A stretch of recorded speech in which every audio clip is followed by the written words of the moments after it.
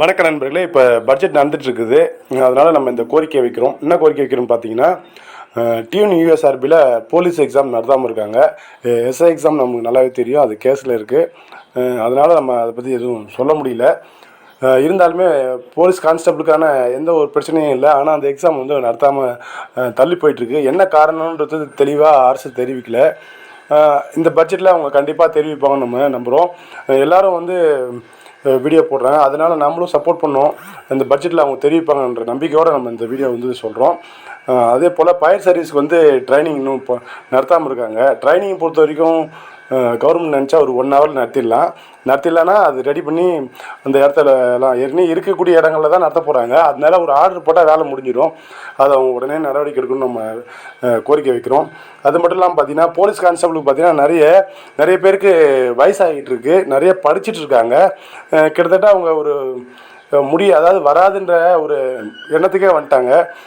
இதெல்லாம் பார்த்திங்கன்னா வந்து அவங்க மாணவர்களுடைய அந்த காவல்துறையில் சேரக்கூடிய அந்த எண்ணத்தோடு இருக்கிற மாணவர்களுடைய கனவு வந்து கலையிற மாதிரி இருக்குது.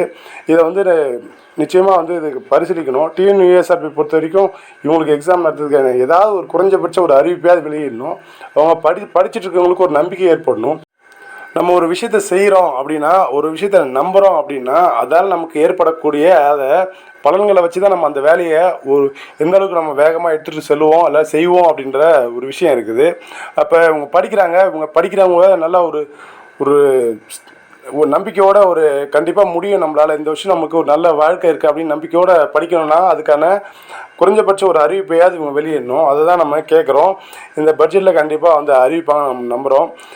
இது ஒரு விஷயம் திரும்ப பேசப்படுதுன்னா கண்டிப்பாக அது வந்து கவனத்தில் அவங்க எடுத்துக்குவாங்க நான் நம்புகிறேன்.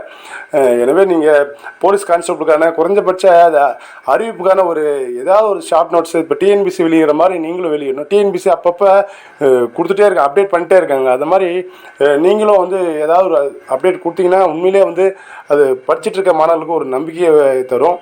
அதை வச்சு அவங்க படிப்பாங்க. அது மட்டும் இல்லாமல் நிறைய பேர் வயசாகிட்டுருக்குன்னு சொல்லிட்டு ரொம்ப கஷ்டத்தில் இருக்காங்க. அதையும் நீங்கள் கணக்கில் வச்சுக்கணும்.